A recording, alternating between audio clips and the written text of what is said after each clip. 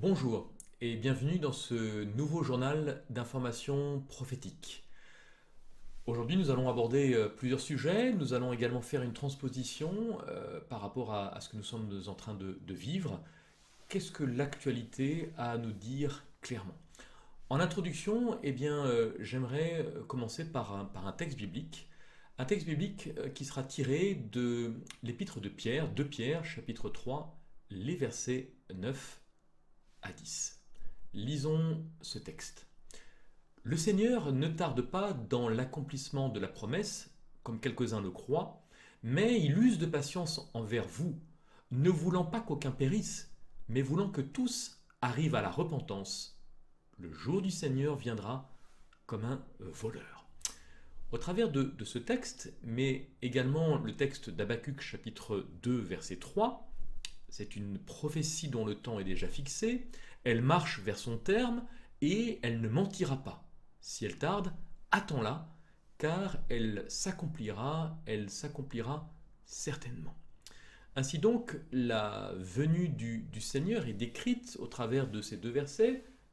Cette venue va venir comme un voleur, mais le texte d'Habacuc nous dit également d'attendre. Attends-la parce qu'elle va s'accomplir, attends-la certainement. C'est avec ces 2 textes bibliques en arrière-plan que j'aimerais démarrer cette nouvelle présentation. Cette présentation qui s'intitule « La fin n'est pas proche ». Alors, bien sûr, ce n'est qu'une partie du titre, puisque le titre complet est le suivant. La fin n'est pas proche, elle est déjà là. Vous l'aurez compris, au travers de ce nouveau journal d'information prophétique, nous allons étudier l'actualité, nous allons essayer de comprendre, de décrypter à travers certaines informations ce qui est en train de se mettre en place, mais avec bien sûr la Bible en filigrane. La Bible qui nous montre, qui nous donne une perspective pour comprendre ce qui est en train de se mettre en place. Alors, si je prends cette image que vous avez sous les yeux, ce puzzle à quelques pièces, vous vous direz, c'est vrai qu'il faudra que quelques instants pour le réaliser. Si on le confie à un enfant, en fonction de son âge, il faudra un temps plus long, absolument. Alors, par contre, si maintenant nous passons à ce puzzle de 1000 pièces, on se dit, oui, là, c'est vrai qu'il faudra peut-être plusieurs heures. Et si on monte la barre, ce puzzle de 51 300 pièces, vous pouvez vous imaginer qu'il faudra des heures et bien sûr que le fait d'être seul, là, il faudra peut-être des mois et un temps très long. Mais c'est un exploit qui a été réalisé en 2011 puisque c'est un puzzle de 550 000 pièces, même un peu plus, qui a nécessité 1600 personnes avec une taille de environ 15 mètres par 23 mètres. Alors, j'ai pris cette image parce que finalement, ce que nous sommes en train de vivre ressemble un petit peu à ce puzzle de milliers de pièces, 500 000 pièces. Il y a aujourd'hui des informations qui nous arrivent de partout. Faire le tri au travers de ces informations relève aujourd'hui du défi. Et il nous faut bien plus que non seulement avoir un accès à ces informations, mais savoir comment décrypter tout cela, comment décrypter toutes ces sources d'informations par rapport également à ce que la Bible nous a donné. Nous pourrions avoir l'impression d'être dans un gigantesque labyrinthe dont nous ne trouverions pas la sortie. Alors, ce qui est important, c'est au travers de ce texte de 1 Chronique 12, 32, c'est de comprendre, au travers de ce que Dieu nous a donné, de comprendre que ce texte biblique nous interpelle. 1 Chronique 12, 32 cette tribu d'Issachar qui savait discerner les temps et savait que faire. Comme des sentinelles fidèles, donc ce texte également donne une perspective. Nous devons voir l'approche de la menace et donner l'alerte, afin que les hommes et les femmes ne poursuivent pas par ignorance une voie qu'ils éviteraient s'ils connaissaient la vérité. Donc, non seulement nous devons être des sentinelles fidèles, et donc nous devons voir venir l'approche de la menace et donner l'alerte. Donc c'est une lourde responsabilité que nous avons, vous et moi, par rapport à ce discernement et comprendre comment mettre tout cela en perspective et comprendre comment les événements s'enchaînent pour pouvoir s'organiser, pour pouvoir, comme des sentinelles, prévenir du danger qui arrive, mais pour pouvoir surtout se préparer et faire face à tout cela. Alors, il est intéressant également de mettre en perspective ces premiers éléments que nous venons de voir et de les mettre en perspective avec l'actualité. Vous avez, il y a quelques semaines, quelques mois, donc le président, le patron de la banque JP Morgan, qui décrivait la menace, l'approche de ce qui se mettait en place au niveau économique, décrivant tout cela comme un ouragan économique et avec pour lui des prévisions pessimistes sur l'avenir de l'économie. Alors ce n'est pas le seul, puisque vous avez cet homme qui s'appelle Martin Armstrong, qui a pu déclarer pour lui 2023 serait une année infernale par rapport à l'inflation, entre autres.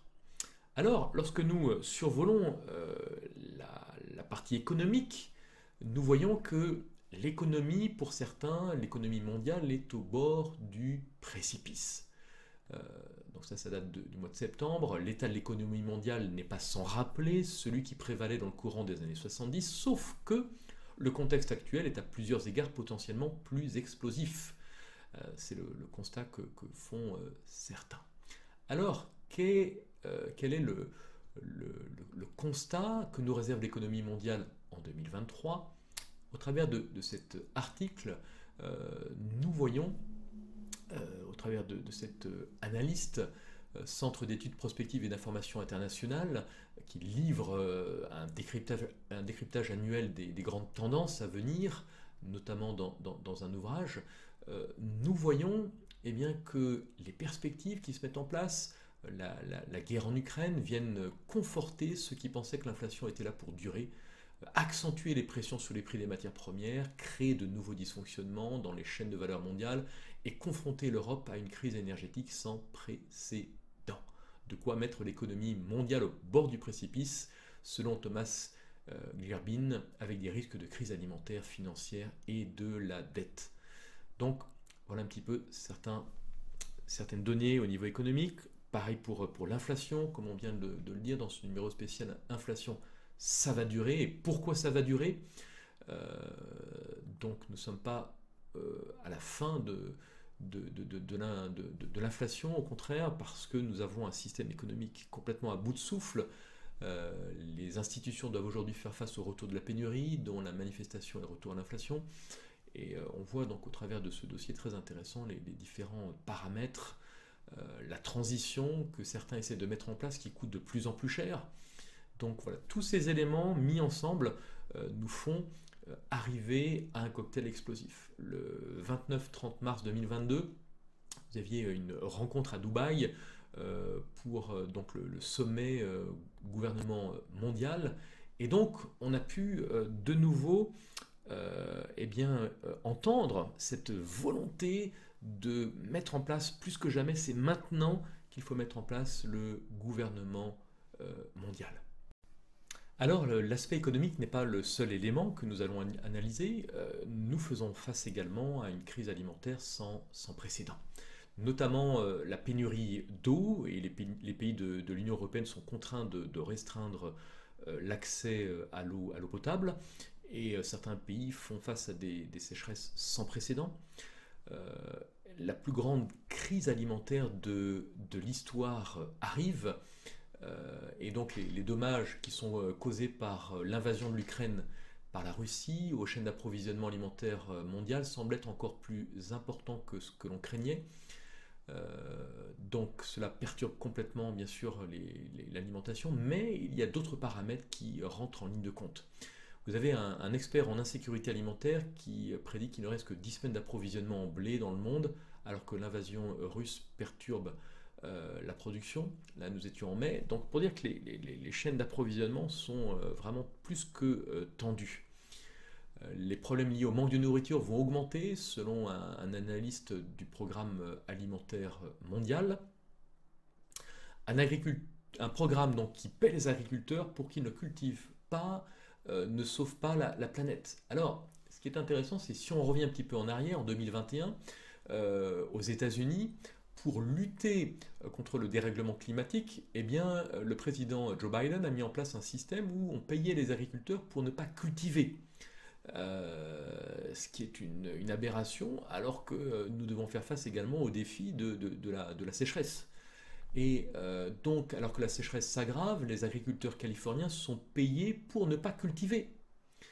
Et donc, un agriculteur a pu déclarer, honnêtement, je pense que je pourrais gagner plus d'argent en cultivant, mais pour le bien du fleuve Colorado, je pense que c'est la bonne chose à faire. La rivière traverse une mauvaise passe en ce moment. Voilà, parce que vous allez voir, tout est interconnecté. Guerre en Ukraine, Emmanuel Macron alerte sur la crise alimentaire sans précédent qui se profile. Accepter de payer le prix de la liberté, c'est ce que nous avons pu entendre donc à la fin des vacances.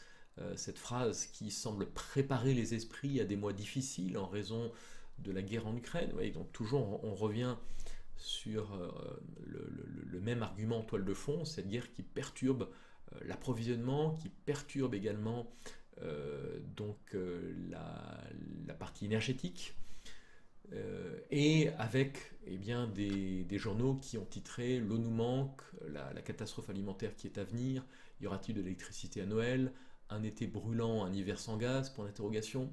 Donc on voit que on est vraiment donc dans une cocotte minute qui ne demande plus qu'à imploser. Alors, face à tout cela, j'ai mis en perspective cette citation, tragédie des siècles. En outre, tout en se faisant passer pour un grand médecin capable de guérir toutes les affections, donc Satan, répandra sur des villes populeuses la maladie et les calamités. Il est à l'œuvre en ce moment même, provoquant des accidents et des désastres sur terre et sur mer. Et voici la liste: incendies, cyclones, orages de grêle, tempêtes, inondations, trombes, raz-de-marée, tremblements de terre. Sa puissance se manifeste en tout lieu et sous mille formes. Il détruit les moissons dorées et fait apparaître la famine. Il empoisonne l'atmosphère et des milliers de personnes sont victimes d'épidémies. Ces calamités deviennent de plus en plus fréquentes et désastreuses. L'œuvre de destruction atteindra les hommes et les bêtes. Ce texte décrit vraiment la situation qui est la nôtre aujourd'hui. Alors, face à tout cela, eh bien, nous voyons que l'enjeu, non plus de demain, mais d'aujourd'hui même, eh bien, c'est également l'enjeu qui concerne la partie énergétique. L'Afrique du Sud plongeait dans l'obscurité pendant la crise du pouvoir, là nous sommes en juillet 2022. En août 2022, la crise mondiale du gaz laisse le Bangladesh confronté à des pannes d'électricité jusqu'en 2026, donc vous pouvez imaginer. Également, donc, la Havane annonce des pannes d'électricité et annule le carnaval alors que la crise s'aggrave. Donc c'est un phénomène planétaire qui touche l'ensemble des pays. Un pays de l'Union européenne pourrait fermer des magasins pour économiser de l'énergie. Là, on parle de la Finlande, et au milieu de cette crise énergétique, quelques 2800 magasins pourraient devoir fermer périodiquement cet hiver pour économiser l'énergie.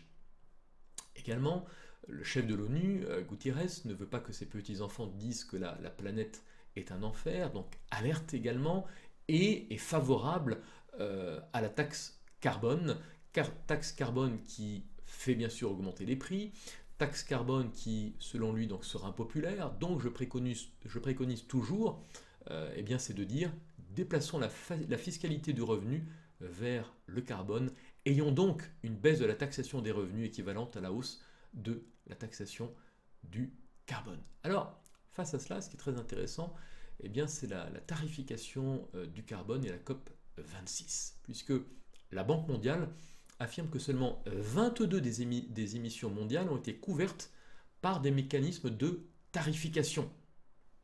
Et le FMI a fixé le prix mondial moyen à seulement 3 dollars la tonne.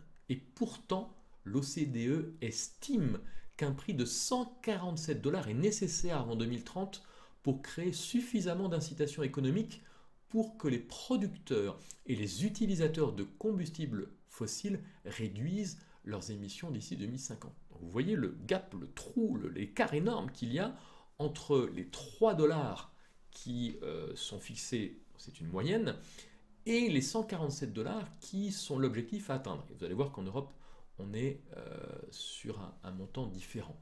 Jusqu'en 2017, la taxe qui est pourtant passée de 7 à 44 euros la tonne de carbone n'avait pas entraîné une hausse du prix de l'essence. L'augmentation avait été compensée par une forte baisse des cours mondiaux du pétrole. Donc vous voyez, ce qui est intéressant, c'est que en 2017, on est passé, on a multiplié par 6 la taxe carbone.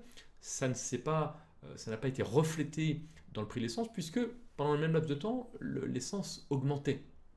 Mais par contre, aujourd'hui, alors que l'essence est en train d'exploser, on voit que cet impact est énorme.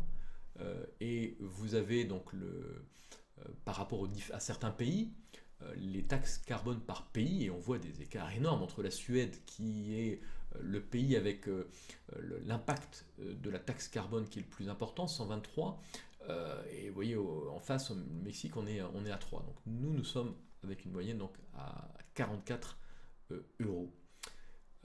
Également, le prix de l'électricité, puisque de 55 euros le mégawattheure en début d'année 2021, le prix de gros est passé à 222.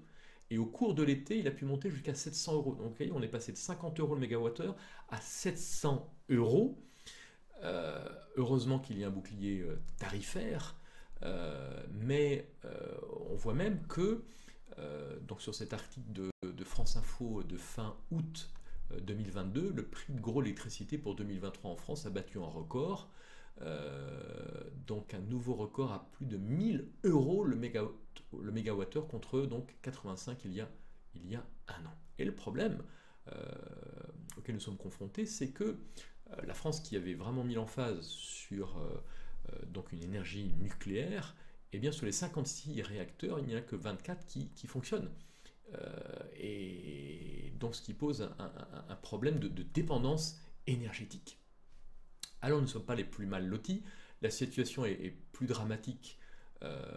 Donc en Allemagne, l'Allemagne rationne l'eau chaude, éteint les lumières pour réduire la consommation de gaz naturel, et donc on a vraiment un rationnement qui s'est mis en place. Alors également, par rapport à cette empreinte carbone et face à cette crise énergétique, vous avez donc au mois de mai de l'année 2022 le président d'Alibaba qui a fait une intervention lors de ce forum économique donc de Davos, le World Economic Forum. Il affirmait que la société, donc Alibaba, travaillait sur une application permettant de suivre l'empreinte carbone d'un utilisateur individuel. Et il a déclaré « Nous développons grâce à la technologie une fonction permettant aux consommateurs de mesurer leur propre empreinte carbone. » Qu'est-ce que cela signifie ? Eh bien, c'est de savoir où ils voyagent, comment ils voyagent, ce qu'ils mangent, ce qu'ils consomment sur notre plateforme. Donc, un tracker individuel de l'empreinte carbone. On est en plein délire. Et d'ici que nous passions d'un pass sanitaire à un pass énergétique, eh bien, il n'y a pas loin.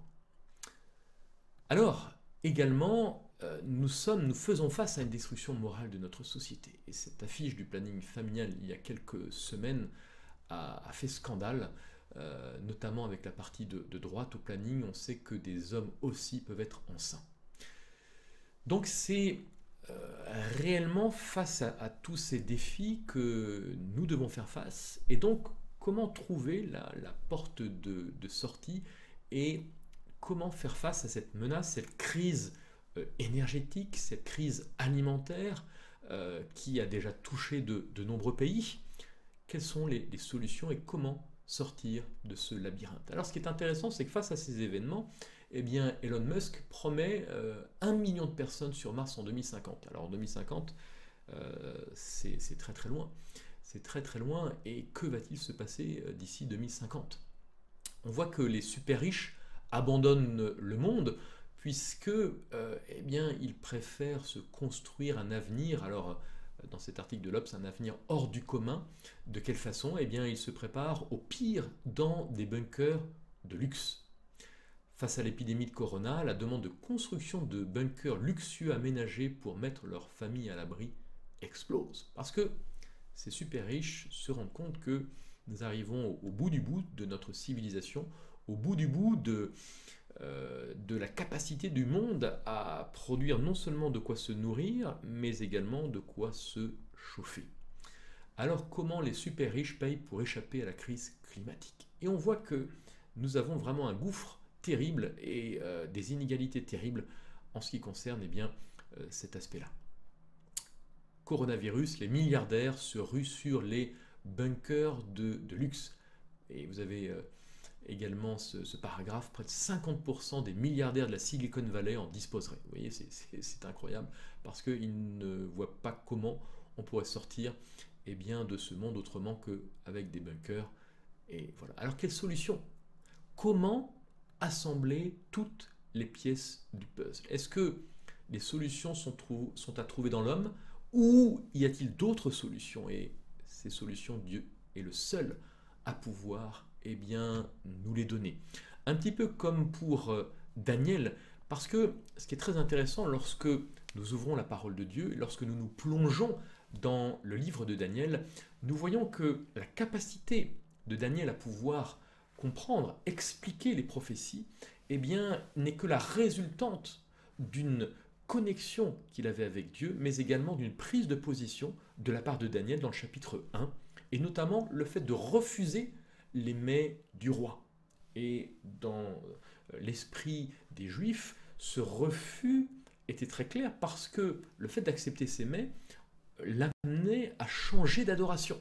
Donc on voit que au travers de tout cela, l'enjeu est énorme. Alors comment eh bien, tout cela peut nous parler, et donc quelles solutions pouvons-nous trouver et comment donc assembler toutes les pièces de ce puzzle? Alors la prophétie est en marche, et j'aimerais mettre en perspective également certains éléments donc pour montrer vraiment les solutions que le monde est en train de trouver, que la prophétie avait déjà annoncé longtemps à l'avance. Ici, dans cet article, donc nous voyons National Herald, donc le Pendjab, donc le gouvernement pakistanais va imposer un confinement le dimanche pour économiser l'énergie. Ce n'est pas le seul. Vous avez ici cet article, opinion, donc sanction dominicale. Comment vous sentiriez-vous si la loi du Mississippi interdisait la chasse et la pêche le dimanche, ou que feriez-vous si tous les commerces fermaient le dimanche? Et c'est ce qui est en train de se mettre en place. Dans cet article également, l'interdiction de conduire le dimanche et l'abaissement de la limite de vitesse sur autoroute font partie du plan visant à réduire la demande de pétrole. Également, en Hongrie, les fermetures de magasins le dimanche seront-elles réintroduites en Hongrie? Et selon les experts, une fermeture complète le dimanche serait désormais justifiée pour les entreprises commerciales en raison de la flambée des prix de l'électricité et du gaz. Également, cet article très intéressant où nous lisons donc pour renverser notre désespoir, une nouvelle étude d'économistes montre une profonde corrélation entre les morts de désespoir et l'abrogation des lois bleues. Alors les lois bleues, c'était des lois qui étaient en vigueur aux États-Unis dans les années 1700-1800 et qui obligeaient, sous peine de sanctions, voire plus, à l'observation du dimanche. Et cet article montre que finalement, l'état de notre société je vous lis l'article, une nouvelle étude des économistes Tyler Giles et Daniel Ungerman et Tamar Umstrom donc révèle que la cause de l'augmentation spectaculaire des soi-disant décès par désespoir, suicide, décès par dépendance aux opiacés et surdose, et alcoolisme, est tout simplement le déclin de la religion organisée. Au cours des 2 dernières décennies seulement, les suicides ont augmenté de 30%. Les auteurs de l'étude ont cherché à comprendre les facteurs à l'origine de l'un des problèmes économiques et démographiques les plus importants de notre temps. Et ils ont constaté que très peu de choses expliquaient la montée du désespoir, à une exception flagrante, un déclin de la religion. La pratique était hautement corrélative depuis la fin des années 90, après une forte baisse de l'adhésion religieuse, vraisemblablement l'effondrement du protestantisme principal à la fin des années 80. Donc, également, cet article The Week, les Américains ont besoin d'une pause, peut-être que les lois bleues peuvent aider. Et donc, dans cet article, nous pouvions lire l'un des développements politiques les plus intéressants et les plus conséquents ces dernières années a été l'émergence de conservateurs du bien commun, un groupe restreint, mais que l'on entend, qui n'est pas inaudible et largement catholique, de penseurs de droite qui évitent la coalition réganienne des libertaires du marché libre et les conservateurs religieux, ainsi que les traditions libérales américaines en faveur du populisme économique de Donald Trump et d'un programme explicitement religieux pour la législation et la politique. Et donc, l'article décrivait jusqu'aux dernières décennies les lois sur le sabbat, et il faut comprendre ici le dimanche, également connues sous le nom de loi bleue, ont effectivement fermé le commerce de dimanche dans une grande partie du pays. Et nous lisons un peu plus bas, c'était un jour de repos, car il n'y avait littéralement rien d'autre à faire. Le repos est difficile à trouver ces jours-ci. Pour de nombreux Américains, la pandémie a donné lieu à un travail à distance qui a brouillé les divisions entre la maison et le travail, tandis que les gens de la classe ouvrière sont souvent soumis à des horaires juste à temps, donc où il n'y a pas d'horaire, c'est des horaires draconiens qui rendent la vie à la maison difficile à maintenir, etc. Autre article qui va dans ce sens, les lois sous la fermeture du sabbat, dimanche donc, pourraient-elles revenir? Le stress lié à la pandémie et un désir généralisé de plus de temps pour se reposer sont parmi les facteurs qui alimentent la grande démission. Ils aident également à expliquer pourquoi certains commentateurs politiques et juristes ont passé le week-end à débattre du sabbat. Encore, il faut comprendre le dimanche.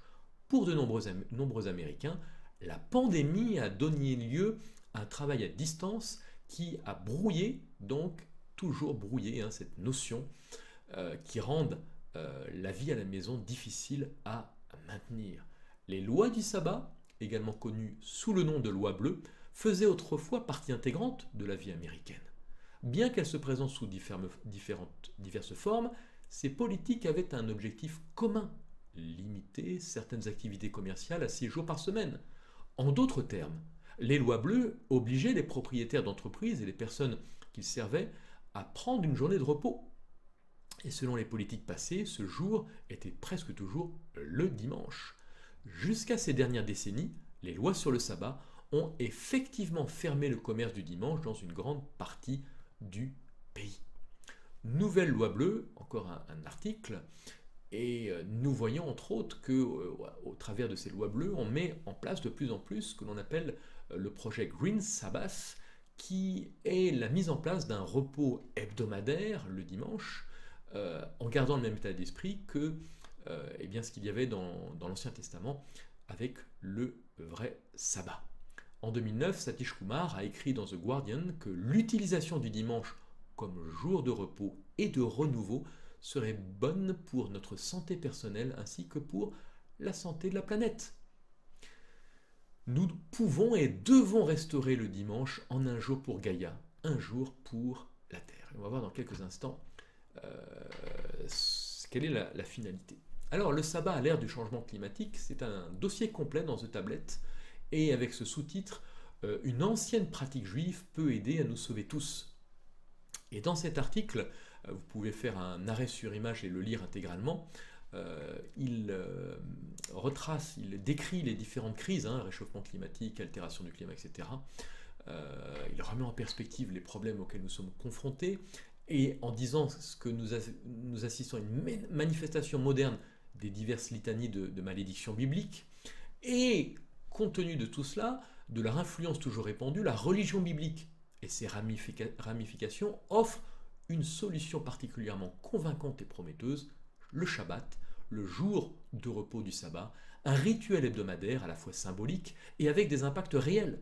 L'observance généralisée du Shabbat, bien fait, pourrait réduire les dommages environnementaux d'environ 1/7 dans une grande partie du monde et fournir une plateforme pour méditer en continu sur nos péchés environnementaux et leurs conséquences.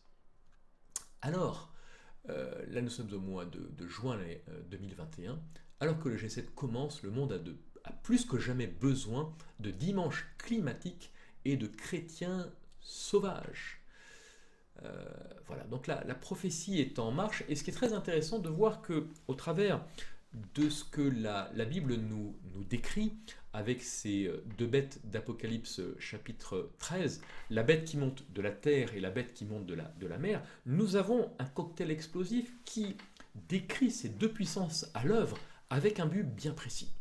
Et la finalité de tout cela, eh bien, nous allons la décrire immédiatement, puisque nous assistons à 5 signaux d'alarme de la marque de la bête. Premier élément, c'est-à-dire l'avènement d'une nouvelle puissance mondiale, cette deuxième bête qui va former l'image de la bête, une fois que la guérison de la blessure mortelle est faite. C'est actuellement quelque chose qui est effectif ou quasiment effectif, une monnaie électronique mondiale, mais la monnaie électronique mondiale n'est pas la marque de la bête, qui est cette application. Et c'est pour ça qu'il est important de faire le distinguo. Alors, sur le site du Vatican, Vatican News, nous pouvions lire « Environnement », en novembre 21, « Nous serons confrontés au jugement de Dieu », déclare le pape. Et là encore, je monte graduellement pour vous montrer où tout cela nous mène depuis le début. Parce que il est important de voir, au travers de tout ce qui se met en place, de voir où cela nous mène et de comprendre que ce que la Bible nous avait décrit il y a 2000 ans dans l'Apocalypse est en train de se mettre en place sous nos yeux. Alors, également, un élément intéressant, je tombais par hasard sur ce petit ouvrage « Je viens vous préparer, apparition et message de la Vierge Marie ».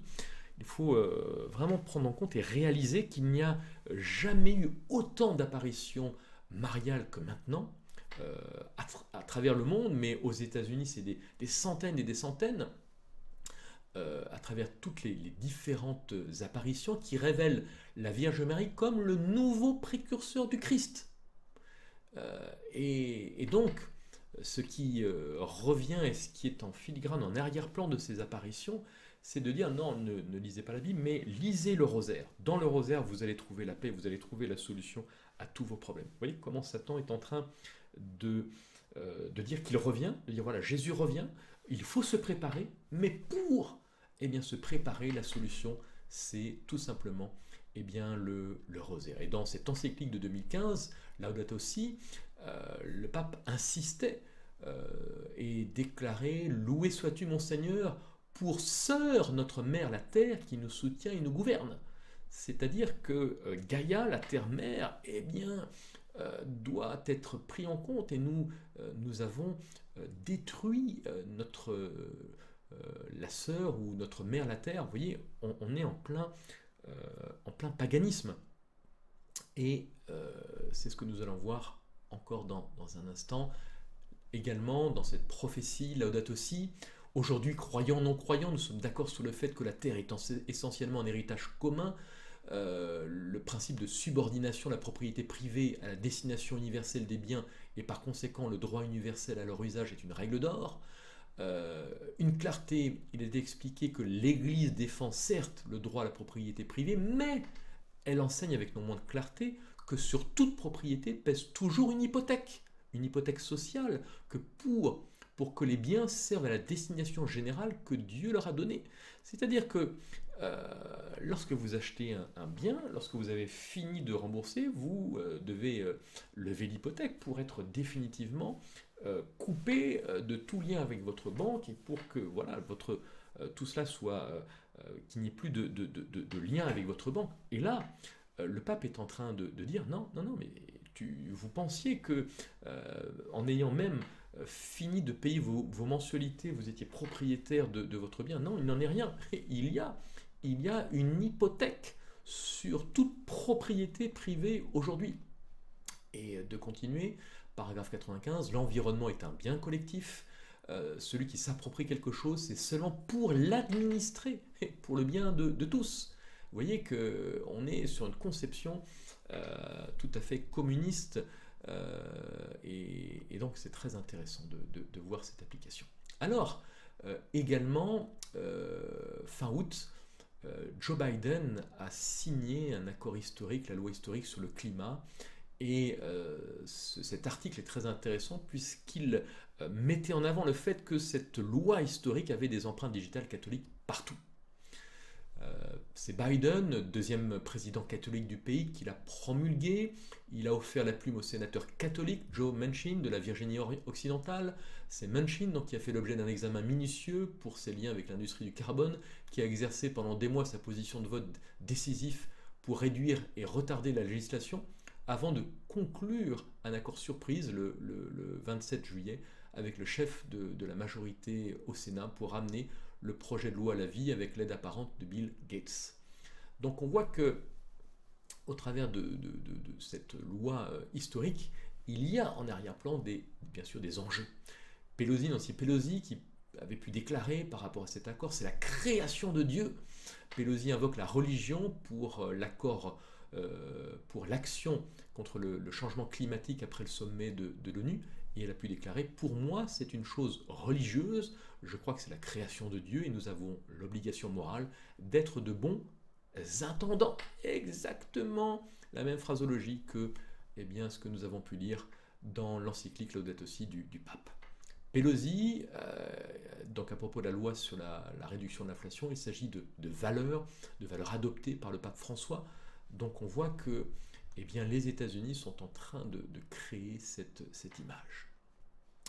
Alors, cet article m'a interpellé, Washington Examiner, l'environnementalisme moderne est-il une religion païenne?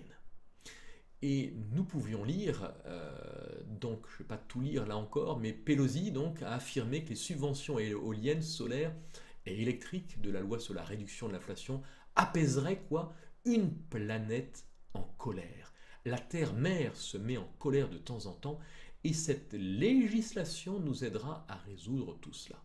Et cela nous rappelle ce qui se passait dans l'Antiquité où les religions païennes, pour apaiser la terre qui était en colère, faisaient un sacrifice. Il fallait sacrifier des enfants, des femmes, peu importe, il fallait sacrifier pour apaiser les dieux qui étaient en colère. Et là, Nancy Pelosi est en train d'avoir la même attitude. Comment les républicains peuvent-ils voter contre la planète? La Terre-mère se met en colère de temps en temps et cette législation nous aidera à résoudre tout cela. Le pape François prie pour que le sommet de l'ONU sur le climat unisse la famille humaine. Et avec ce sous-titre, le pape François a déclaré mercredi que la Terre-mère gémit et nous supplie d'arrêter nos abus de la création. Alors, également, on peut lire différents aspects, prendre soin de notre maison commune. François poursuivit en soulignant sa conviction que le changement climatique et d'autres questions environnementales constituent des problèmes graves et croissants pour l'humanité. À la merci de nos excès consuméristes, notre sœur, la Terre-mère, gémit et nous supplie d'arrêter nos abus et sa destruction. En septembre 2022, le pape est allé au Kazakhstan et il est intéressant de voir que la visite du pape est un signe d'espoir. Donc il a participé à une rencontre des chefs religieux, des religions mondiales, et donc on voit qu'il est en train, il a un agenda, et nous allons voir où cela va aboutir dans un instant. Alors il y a un événement qui va se dérouler en novembre, du 7 au 18 novembre, dans quelques jours, et donc c'est la COP 27. La COP 27 va se dérouler en Égypte. Et ce qui est très intéressant, c'est que en plein milieu de la COP 27 va se dérouler un événement majeur. Alors, déjà, il est intéressant de relever certaines informations. Ici, vous avez le logo que j'ai grossi, le logo de la COP 27, et j'ai trouvé des commentaires intéressants sur ce logo. Le soleil africain embrassant l'ancien soleil égyptien d'Aton, donnant lieu à un nouvel horizon. Et ce commentaire dans Egypt Today, journal égyptien, le logo mélange les identités culturelles africaines et égyptiennes. Elle représente le soleil africain, donc embrassant le soleil d'Aton, dont les rayons brillent sur un nouvel horizon, annoncé mercredi le ministère égyptien dans un communiqué.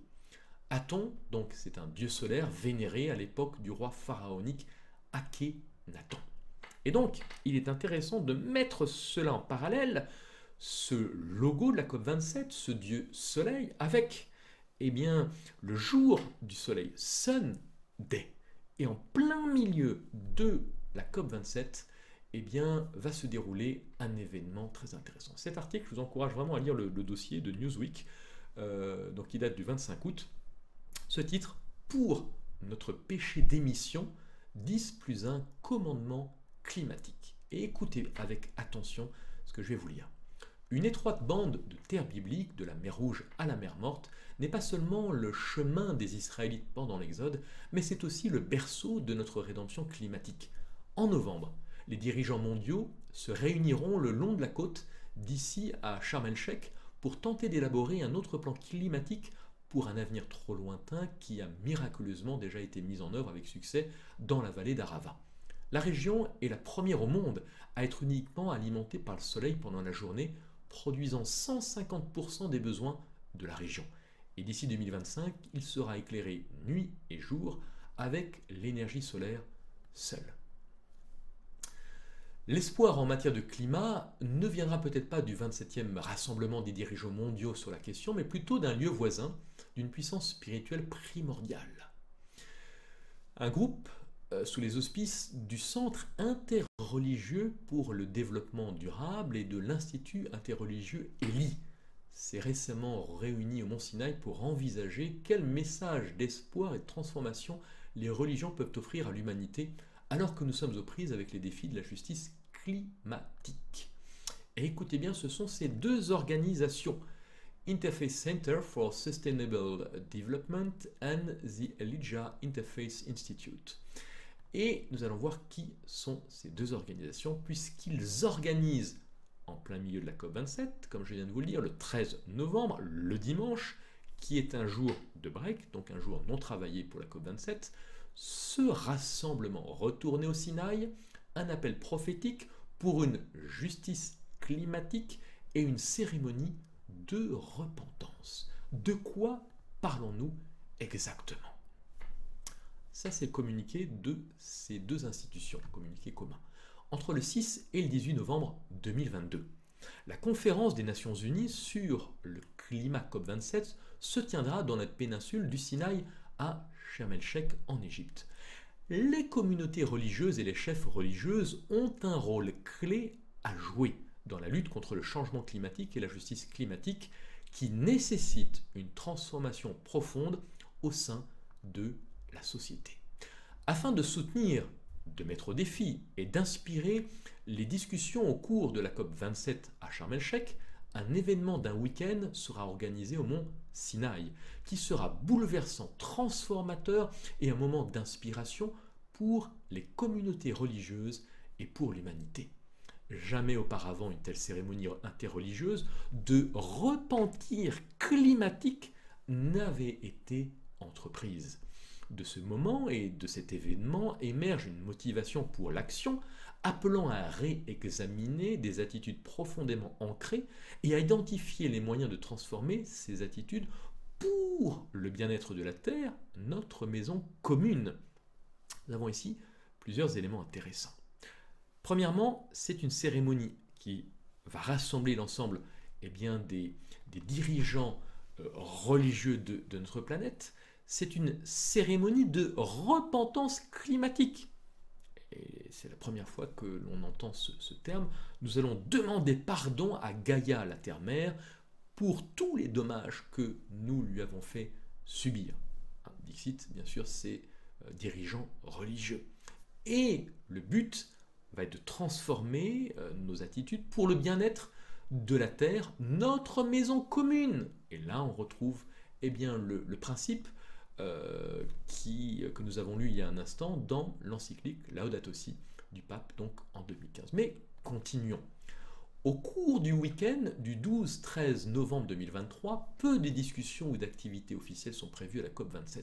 Il s'agit d'un moment important où l'attention des médias et des participants peut être tournée vers les messages interreligieux sur le climat et une vision transformatrice.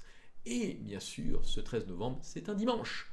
Les chefs religieux retourneront au mont Sinaï, une montagne dont la mémoire et la signification sont importantes en tant que lieu de révélation dans la conscience collective du christianisme, du judaïsme, de l'islam et d'autres religions. C'est un lieu où l'on se tourne vers Dieu et où l'on reçoit son message. Et écoutez bien la suite, ce n'est pas fini. Nous retournons au Sinaï dans un mouvement de repentance et de quête. Les partenaires du projet réuniront des chefs religieux de premier plan issus des principales religions du monde qui se rassembleront sur le mont Sinaï pour participer à la toute première cérémonie de repentance climatique. Et écoutez bien, et lancer un appel prophétique interreligieux à l'action. Quel est cet appel? La justice climatique, 10 commandements universels. Et là, nous assistons à quelque chose de majeur. Ces religions œcuméniques, au travers de cette œcuménisme, ces religions vont mettre en place 10 commandements universels. Alors, que sont ces 10 commandements universels? Returning to Sinai est un événement organisé par des chefs religieux du monde entier et notamment le travail de Elijah Board of World Religious Leaders, une communauté active de leaders religieux de haut niveau est au cœur du projet. Les partenaires du projet cherchent également à impliquer activement dans l'événement des célébrités qui ont un passé de défenseurs du climat. Après cet événement, Returning to Sinai, nous avons l'intention de lancer une série d'initiatives éducatives qui en découleront. Nous envisageons 2 voies de diffusion continue et d'héritage pour le projet. Après l'événement, donc, cette série d'initiatives vont se mettre en place par 2 voies de diffusion. Premièrement, l'événement, sa préparation et les étapes de son déroulement seront filmées et feront l'objet d'un documentaire. Les médias sociaux seront largement utilisés pour diffuser l'événement en temps réel. Le matériel produit par les chefs religieux participant à l'événement sera converti en matériel d'étude qui servira aux communautés religieuses et à la communauté des activistes climatiques dans des séminaires spéciaux et des situations d'enseignement continu. Alors, l'événement est coordonné par qui? L'Elijah Interfaith Institute, dont nous avons parlé, qui rassemble certaines des personnalités religieuses les plus éminentes, issues du judaïsme, islam, christianisme, bouddhisme, religion de l'Inde. Le Centre interconfessionnel pour le développement durable, The Peace Department, qui est un organisme américain conçu pour résoudre les problèmes de coordination mondiale en rendant la philanthropie et l'investissement d'impact efficaces et évolutifs. L'activiste climatique Joseph Abramowitz, principal conseiller spécial de l'initiative, et des partenaires locaux pour la réalisation de cet événement Returning to Sinai ont été identifiés au cours d'une visite exploratoire donc au Mont Sinaï en août 2022.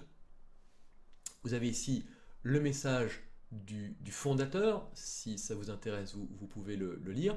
Mais donc j'aimerais qu'on avance rapidement. Vous avez ici le site internet Elijah Interface Institute, donc avec également certains éléments très très intéressants. Euh, Ici, vous avez donc l'activité, quel est leur objectif. Je passe également, mais si ça vous intéresse, pareil, je vous encourage vraiment à faire un arrêt sur image et à rentrer dans le détail. Les dirigeants, les universitaires d'Elijah ressentent profondément le besoin de s'engager et d'aborder les problèmes d'actualité. Donc on voit que vraiment c'est l'ensemble du monde religieux qui est impliqué. À propos de cette organisation, donc vous avez ici une présentation, et notamment l'esprit d'Élie et la sagesse, l'inspiration, l'amitié et l'espoir à travers eh bien, les traditions religieuses. Et ce nom, bien sûr, n'est pas pris au hasard.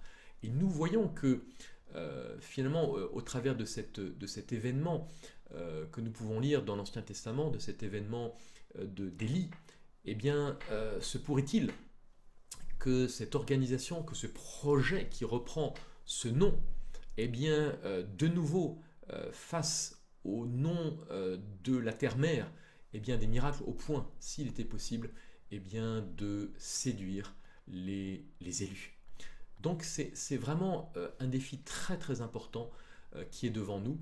Et nous voyons l'ensemble eh bien, du monde religieux qui est en train de s'unir pour célébrer cet événement et surtout la suite. Et donc c'est ce que je vais décrire là dans un instant. Alors, également dans ce journal, donc là nous étions en juin 2017, National Catholic Reporter, le pape et le rabbin Skorka unissent leurs efforts pour promouvoir l'amitié entre les religions.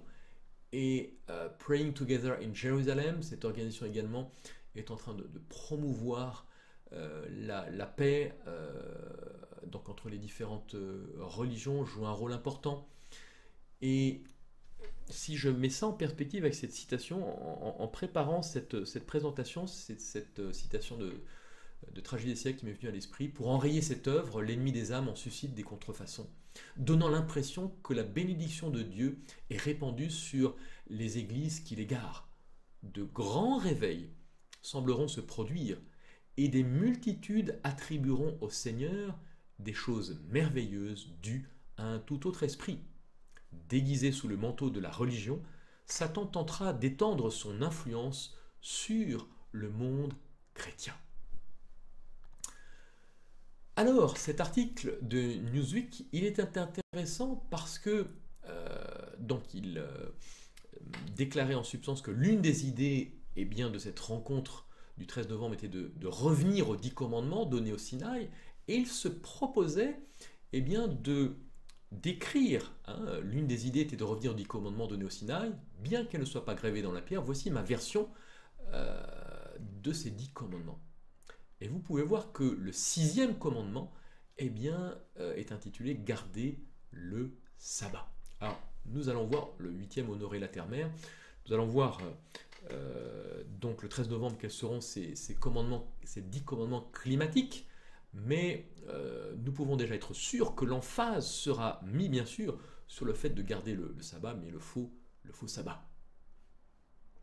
Dans cet article également, nous avions ce commentaire intéressant: l'ascension des anciennes dynasties égyptiennes a coïncidé avec la montée du culte de Ra, le dieu du soleil.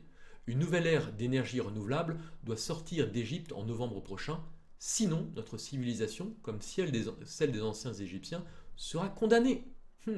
Lorsque les chefs religieux de toute confession monteront sur le mont Sinaï le 13 novembre, pendant la COP 27, ils chercheront à toucher le cœur de l'humanité et à délivrer un message prophétique. Le pouvoir du Sinaï a fonctionné une fois auparavant pour alimenter les révolutions morales. Il doit fonctionner à nouveau pour limiter le réchauffement de la planète à 1,5 degré Celsius d'ici la fin du siècle. Nous avons besoin d'un miracle. Sauf que, le monde oublie que lorsque Dieu a donné ces 10 commandements gravés de son doigt, et nous voyons que le doigt qui a gravé ces commandements, c'est le Saint-Esprit, puisqu'on nous dit dans Luc et Matthieu que on accusait Jésus de chasser les démons par la puissance du Saint-Esprit, et on voit par le doigt de Dieu. Hein, donc le même événement. Donc le Saint-Esprit, le doigt de Dieu, c'est lui qui a gravé ces 10 commandements. Dieu a pris la peine de graver lui-même, donc par son Saint-Esprit, 10 commandements. Pas 10 commandements humains de la Bible.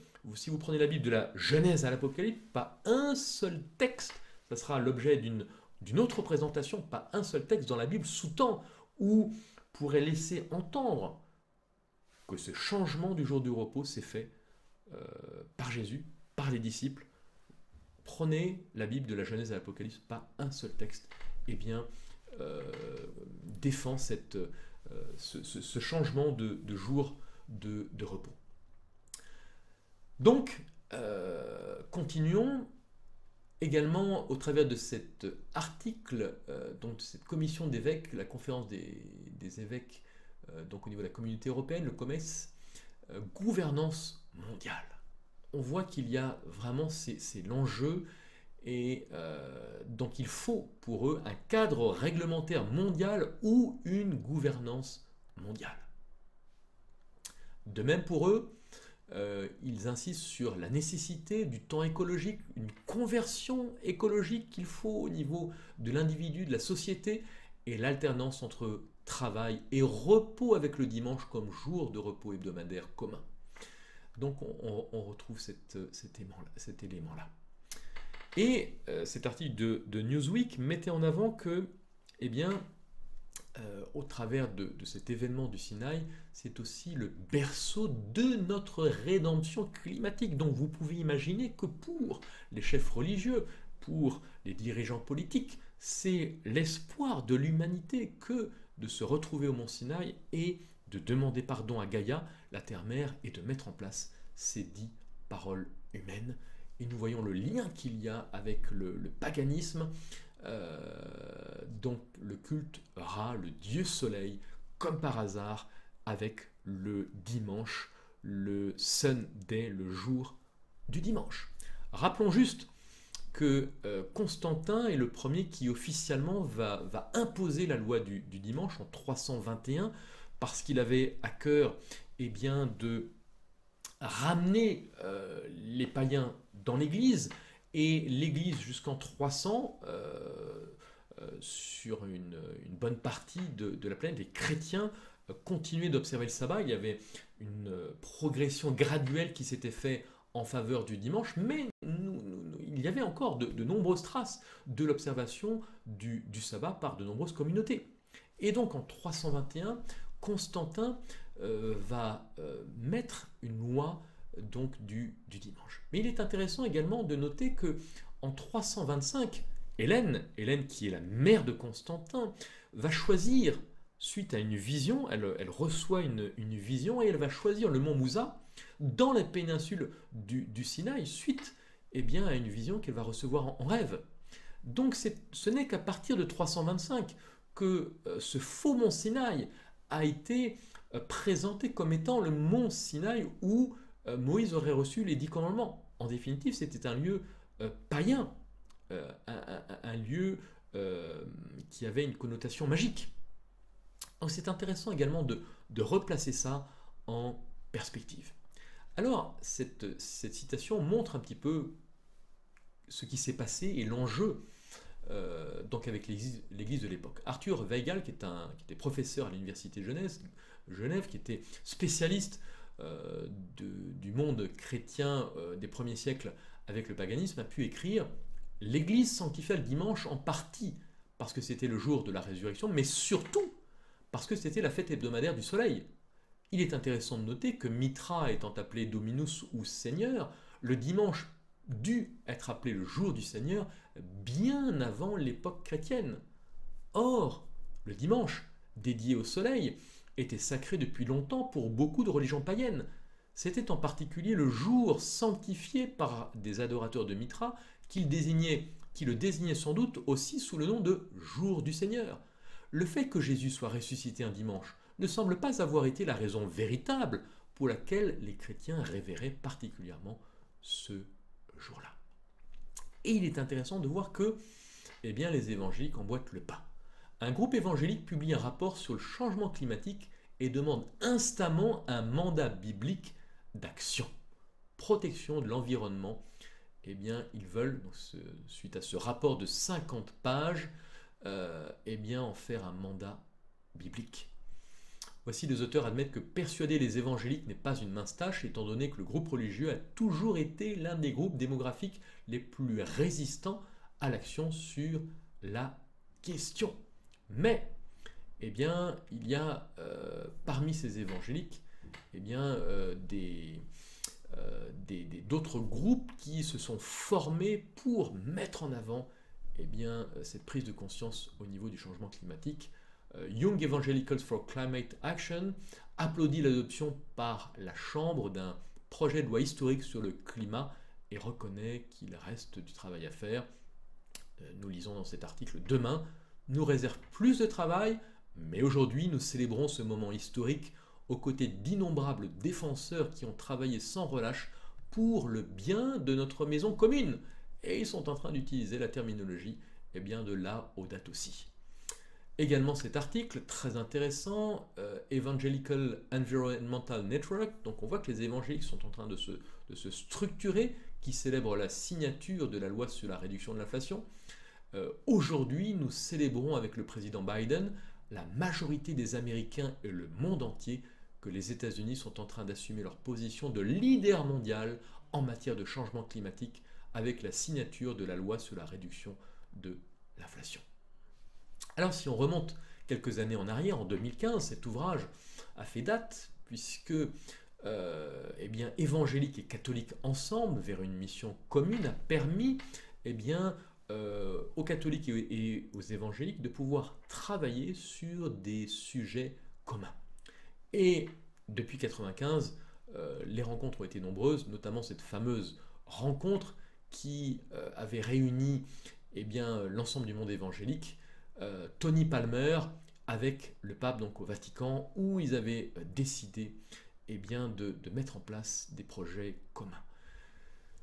Vous avez également ce site internet évangéliques et catholiques ensemble qui fait part des travaux communs, craignez Dieu, honorez l'empereur, et avec un article qui déclare qu'évangéliques et catholiques, nous considérons notre héritage politique comme noble. Le meilleur de nos traditions constitutionnelles et civiques s'appuie sur des sources chrétiennes. Mais la laïcité a épuisé l'héritage chrétien de l'Occident. Il est donc urgent que nous retrouvions une compréhension biblique du gouvernement et de nos devoirs en tant que citoyens. Notre plaidoyer n'est pas une violation de la séparation de l'Église et de l'État, un slogan très utilisé. Cela n'implique pas non plus d'imposer notre foi aux autres. Les appels catholiques à la loi naturelle et les appels protestants aux ordres de la création font partie d'une sagesse basée sur la réalité qui est disponible et applicable à chaque être humain. Et là encore, il mettait l'emphase, donc les chrétiens doivent résister à la sacralisation moderne de la politique et à la façon la plus importante de le faire, c'est d'insister sans relâche sur la liberté de l'Église. L'Église est l'instrument choisi par Dieu pour réaliser ses desseins finaux pour la race humaine. Face à cela, et ce qui est intéressant, puisque nous venons de voir il y a un instant, eh bien que cet événement du Mont Sinaï du 13 novembre va regrouper les leaders religieux, et donc c'est dans un élan de repentance climatique pour demander pardon à Gaïa, la terre-mère, donc on est en plein syncrétisme, en plein paganisme, mais un autre événement également a de quoi attirer notre attention, c'est ce qui s'est passé lors de l'ouverture des Jeux du Commonwealth, où lors de cette cérémonie, eh bien, nous avons pu voir cette bête avec une femme sur le dessus, donc une femme qui chevauche la bête. Je ne sais pas si vous voyez, donc on est en plein Apocalypse 17. Eh bien, vous voyez tout cela, donc ces personnes qui s'agenouillent, qui se prosternent devant la bête avec la femme qui est assise dessus. Et ce qui est très intéressant, c'est de voir le déroulement de cette cérémonie qui fait finalement écho à ce qui s'est passé au mont Sinaï lorsque eh bien, le peuple a refusé eh bien, ce que Dieu est en train de préparer. Donc on voit qu'on est vraiment en pleine abomination. Et il est intéressant de voir que, alors que Dieu était en train de donner à Moïse, comme nous l'avons dit, ces 10 commandements gravés de son doigt, gravés par le Saint-Esprit, eh bien le peuple était en train bien, de célébrer un autre mariage, puisque c'est finalement ce que l'Éternel était en train de mettre en place, un autre mariage où le peuple disait non, nous ne voulons pas de Dieu comme mari, nous voulons choisir nous-mêmes notre mari, et notre mari c'est Baal, Baal d'ailleurs qui signifie mari. Alors, comment assembler toutes les pièces du puzzle? Il est important de comprendre la responsabilité que nous avons face à cet événement qui est réellement une abomination. Mais également, il est intéressant de mettre en perspective, en arrière-plan, un autre élément. Vous avez donc une philosophie, la philosophie du Nouvel Âge, qui a été vulgarisée par cette dame, entre autres Alice Bailey. Et dans certains de ses ouvrages, eh bien Alice Bailey va décrire la venue du Christ. Et il est intéressant de voir que pour le Nouvel Âge, Lucis Trust, qui avant l'organisation s'appelait Lucifer Trust, considère que 2025 est une année jubilaire et est une année qui pourrait voir la venue du Messie vers 2025. Bon, c'est pas forcément 2025, peut-être 2026, mais on voit que nous sommes en plein dans une période où le monde non seulement attend le retour du Messie, l'ensemble des religions, mais pas seulement chrétiennes. Le Nouvel Âge attend également le retour du Messie. Et Paul nous a avertis en nous disant de faire attention, et parce que Satan imitera le retour de Jésus. Et on voit que finalement, à la fois avec ce qui va se passer au Mont Sinaï, à la fois avec les enseignements de certains mouvements, comme le mouvement du Nouvel Âge, ils sont en train de préparer le retour du faux Christ.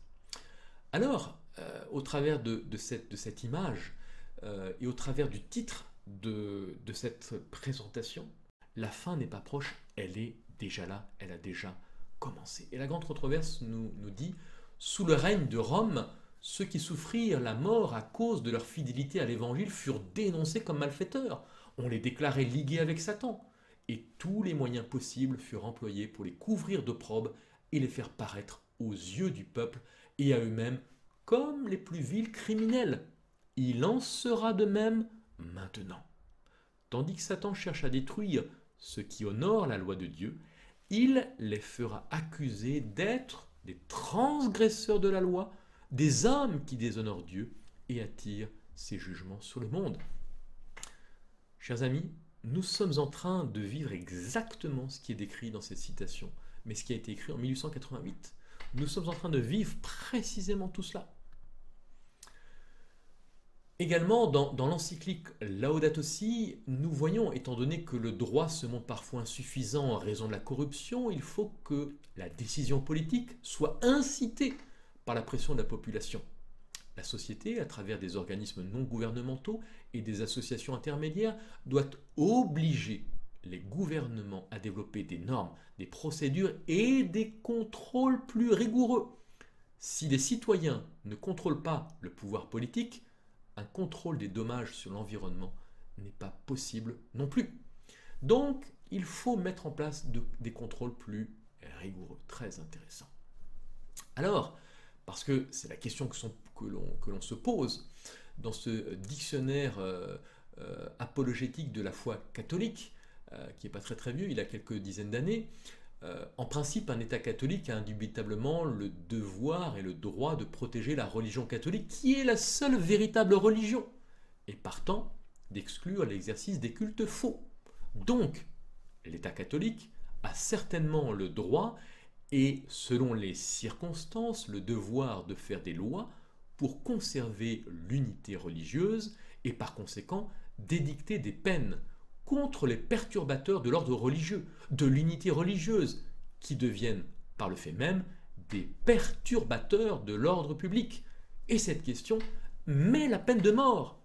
Et voyez la réponse, on doit dire même la peine de mort, si elle est nécessaire, se justifie.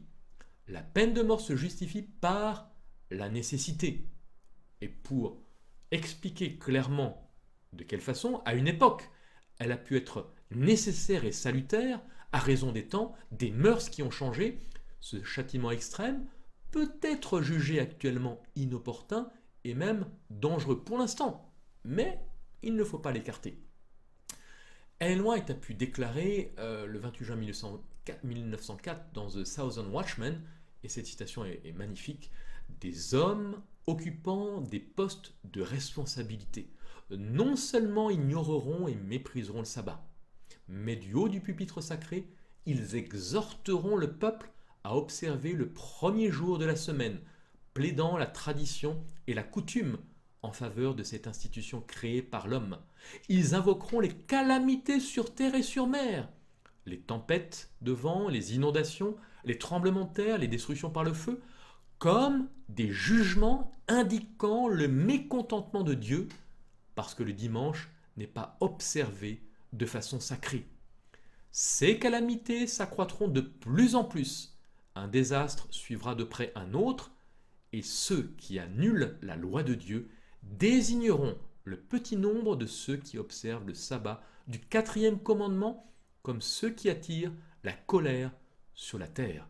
Ce mensonge est un stratagème de Satan pour piéger les imprudents. Et donc, pour qu'on puisse bien comprendre que cela est tout à fait possible, cet ouvrage tout à fait récent de 1984, cet auteur catholique n'hésite pas à déclarer, c'est un fait que les tribunaux ecclésiastiques ont livré de nombreux condamnés à mort au bras séculier pour l'exécution de la sentence, que la Sainte Inquisition a laissé le souvenir d'une institution qui justifiait, au nom de la religion, des sentences barbares, que plusieurs papes se sont prononcés en faveur de la peine de mort à l'encontre des hérétiques. Si le code actuel de droit canon, celui de 1984, n'inclut pas cette sentence dans la liste des peines possibles, cela ne veut pas dire que l'Église ait renoncé à une telle possibilité. Et vous voyez, cela ne veut pas dire que l'Église ait renoncé à une telle possibilité. Alors, il est intéressant de voir au travers de cette perspective ce que Matthieu 24 nous déclare, une nation s'élèvera contre une autre nation, un royaume contre un royaume, il y aura des famines, des pestes, des épidémies, des tremblements de terre en divers lieux, mais tout cela ne sera qu'un commencement de douleur. Et nous avons donc ces notions de contraction ou bien de douleur qui font référence à l'accouchement, qui sont utilisées donc comme une métaphore pour décrire la détresse ou les difficultés. Et dans la Bible, eh bien, cette image des contractions est utilisée dans le contexte des détresses de la fin des temps. Nous avons le cas dans le prophète Ésaïe, chapitre 13, verset 8, où Ésaïe déclare « Ils sont dans l'épouvante, saisis de douleur et d'angoisse, ils souffrent comme une femme en travail. Ils se regardent l'un l'autre avec stupeur, leurs visages ont la pâleur de la flamme. » 1 Thessaloniciens 5.3, Paul déclare « Car lorsqu'ils diront paix et sûreté, alors une ruine subite les surprendra, comme les douleurs surprennent la femme enceinte, et ils n'échapperont pas. » Se pourrait-il que, lors de cet événement au mont Sinaï, eh bien, ces hommes religieux, tous ceux qui vont se rencontrer lors de cet événement puissent dire paix et sécurité. Voici enfin la solution que nous avons trouvée face à tous ces désordres que notre monde traverse. Et de même que Jésus va nous donner cet encouragement incroyable et cet avertissement, Luc 21, 28, « Or, quand ces choses commenceront à arriver, regardez en haut, levez la tête, parce que votre délivrance approche. Il nous faut donc comprendre à travers ce livre qui nous a été donné, et si c'est le dernier, ce n'est pas pour rien, ce livre de l'Apocalypse. Le livre de l'Apocalypse, Apocalypse qui souvent est traduit par révélation, mais la traduction révélation n'est pas une traduction complète. Il faudrait plutôt dire dévoilement. Parce que le livre de l'Apocalypse, finalement, c'est le dévoilement de ce que Dieu recherche depuis 6000 ans, le dévoilement de l'épouse, dévoilement que nous avons en Apocalypse chapitre 19, 6 à 8, où nous voyons que ce qui va permettre à Jésus de revenir, c'est qu'enfin il a pu trouver cette épouse, il a pu trouver celle qui s'est parée, celle qui a pu se préparer. Et donc, depuis 6000 ans, Dieu cherche cette épouse. Il nous faut donc comprendre plus que jamais qui est ce véritable époux et quel est ce dévoilement que nous avons donc dans la parole de Dieu. Qui est cet époux? Celui qui revient chercher sa fiancée. Et la question que j'aimerais vous poser, comme dans tout mariage ou avant la célébration d'un mariage, est-ce que vous avez reçu le faire-part pour assister au banquet des noces? Parce que l'enjeu est énorme. Jésus nous a fait cette promesse dans Jean 14, 2 à 5, « Je vais vous préparer une place. Je reviendrai. » Mais Jésus va rajouter, « Vous savez où je vais. Vous en savez le chemin. » Mais Thomas va lui dire, mais Seigneur, comment pouvons-nous en savoir le chemin? Comment en savoir le chemin? Trois éléments clés. Je vais vous préparer une place, je vais revenir, vous en savez le chemin. Comment en savoir le chemin? Parce que la Bible nous décrit deux mariages, deux époux et deux épouses. C'est donc un enjeu majeur. Et j'aimerais juste donner maintenant, pour terminer, quelques clés. Qui est le véritable époux? Qui est réellement cet époux que le monde chrétien est censé attendre? Mais surtout, comment le reconnaître? Dans Jésus-Christ, nous pouvons lire quand Jésus entra au désert, il y fut enveloppé de la gloire de son Père, absorbé dans sa communion avec Dieu, il fut élevé au-dessus de la faiblesse humaine. Mais la gloire le quitta, le laissant aux prises avec la tentation. Comme en réponse aux prières du Sauveur, quelqu'un, sous l'aspect d'un ange du ciel, se présenta à lui, se disant chargé de lui annoncer de la part de Dieu que son jeûne était terminé. Ainsi que Dieu avait envoyé un ange pour empêcher Abraham de porter la main sur Isaac, ainsi satisfait de l'obéissance du Christ, le Père envoyait un ange pour le délivrer. Tel était le message qui lui était communiqué. Le Sauveur était défaillant et affamé lorsque Satan survint tout à coup. Lui montrant les pierres qui jonchaient le sol du désert et qui avaient l'apparence de pain, le tentateur lui dit, « Mais si tu es le Fils de Dieu, ordonne que ces pierres deviennent des pains. » Bien qu'il se présente sous les dehors d'un ange de lumière, ses premiers mots trahissent son caractère. Si tu es le Fils de Dieu. Et ces paroles ont pour but d'insinuer le doute. Vous voyez comment Satan s'y est pris même avec Jésus. Par son apparence. Satan va séduire par son apparence, puisque en Ésaïe 53, verset 2, nous pouvons lire qu'il s'est élevé devant lui comme une faible plante, comme un rejeton qui sort d'une terre desséchée. Il n'avait ni beauté ni éclat pour attirer nos regards, et son aspect n'avait rien pour nous plaire. Est-ce que c'est l'image, frères et sœurs, que nous avons de Jésus? Ou est-ce que Hollywood a complètement formaté nos esprits?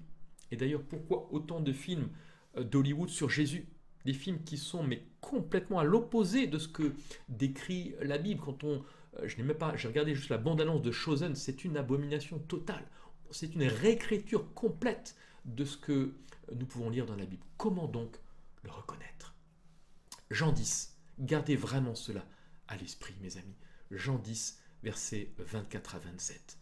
Or, les Juifs l'entourèrent et lui dirent, « Jusqu'à quand tiendras-tu notre esprit en suspens? Si tu es le Christ, comme Satan, si tu es le Christ, dis-nous-le franchement. » Jésus leur répondit, « Je vous l'ai dit, et vous ne croyez pas.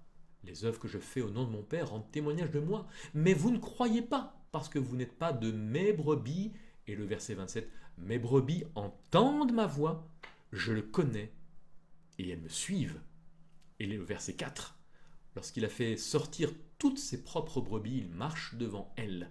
Et les brebis le suivent parce qu'elles connaissent sa voix. Ainsi donc, l'un des éléments clés que nous devons garder à l'esprit, c'est que nous devons, par cette intimité avec Christ, dans le temps que nous passons jour après jour avec lui, apprendre à reconnaître sa voix. Parce que si nous sommes véritablement de ses brebis, nous allons apprendre à reconnaître clairement la voix. Et pourquoi cela est important? Parce que, eh bien, dans Jésus-Christ, nous disons, ce n'est pas la peur du châtiment ou l'espoir d'une récompense éternelle qui pousse les disciples du Christ à le suivre.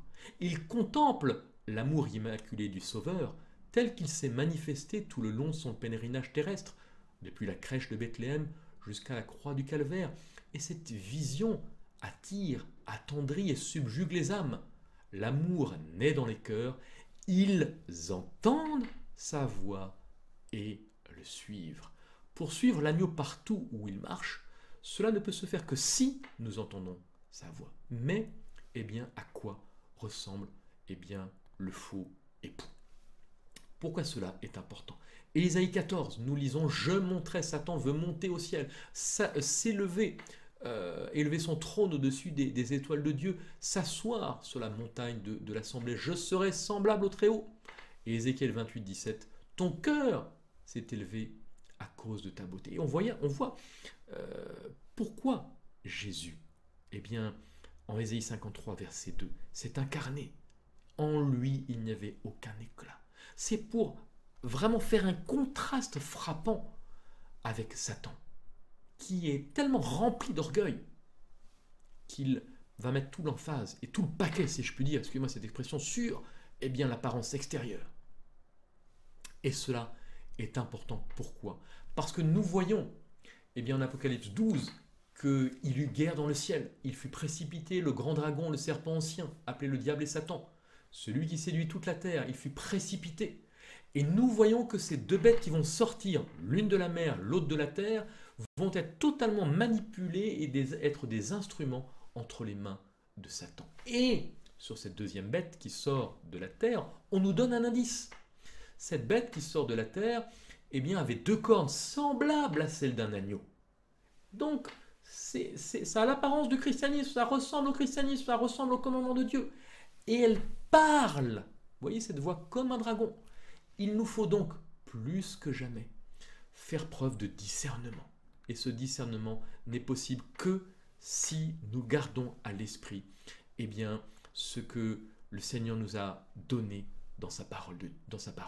2 Corinthiens 11, 13 nous dit « Ces hommes-là, ce sont de faux apôtres, des ouvriers trompeurs, déguisés en apôtres de Christ. » Ainsi donc, nous ne devons pas eh bien, nous fier, nous borner à fonctionner avec nos émotions, nos sentiments. Et Matthieu 7, 15, Jésus nous avait déjà averti, gardez-vous des faux prophètes.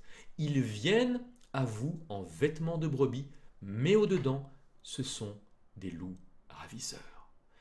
La séduction va être très grande puisque Jésus nous dit que si le jour n'était abrégé, personne ne serait sauvé. Mais à cause des élus, eh bien, Dieu va permettre eh bien, que le monde puisse être sauvé. Ceux qui croient en lui, ceux qui ont appris à connaître sa voix. Ainsi donc, et je terminerai là-dessus, il y a 2 mariages, il y a 2 époux, il y a 2 retours, il y a 2 épouses. Pour discerner l'un de l'autre, comme Jésus, il nous faut répondre par « il est écrit ». Pour discerner l'un de l'autre, il nous faut apprendre à connaître sa voix, à marcher jour après jour sur les traces de Jésus. Que nous puissions, face à tout ce qui est en train de se mettre en place, être vigilants, que nous puissions ne pas nous disperser, avoir des plages jour après jour, où nous passons du temps dans l'étude, dans la prière, où nous passons aussi du temps à partager notre foi, où nous passons du temps à transmettre ce que eh bien, le Seigneur nous a permis de vivre, à témoigner. Que le Seigneur puisse eh bien, bénir chacun et chacune. Nous restons à votre disposition si vous avez des questions complémentaires.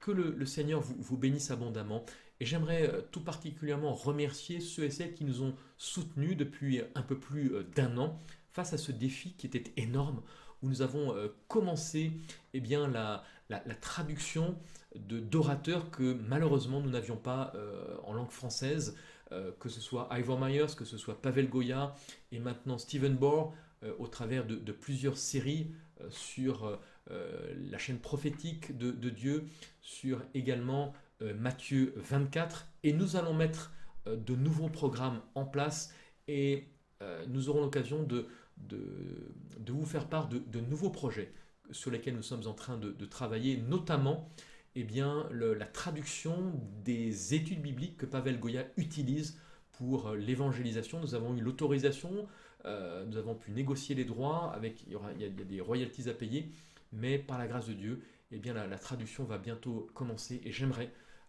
par rapport à cet appel, vous demander de prier particulièrement pour ces projets. L'enjeu est énorme, chers amis, l'enjeu est énorme et comment Dieu peut nous utiliser dans des temps comme celui-ci, dans des temps comme ceci pour, et bien plus que jamais, partager, prêcher, répandre la bonne nouvelle. Que le Seigneur puisse vous accompagner, puisse vous bénir. C'est ma prière et j'aimerais terminer par une prière. Père trois fois saint, nous voulons en cet instant venir à tes pieds pour te dire, Seigneur, que nous sommes tellement remplis de joie parce que tu nous as déjà donné tout cela par avance. Et donc cela ne vient que conforter ce que nous avions déjà reçu. Cela ne vient que conforter que nous sommes vraiment à la fin des temps. Alors puisses-tu nous conduire par ton Saint-Esprit. Puisses-tu permettre que ce Saint-Esprit, qui est le seul de nous conduire dans toute la vérité, nous fasse, Seigneur, fasse en nous cette œuvre de transformation, de transformer nos cœurs de pierre en cœurs de chair.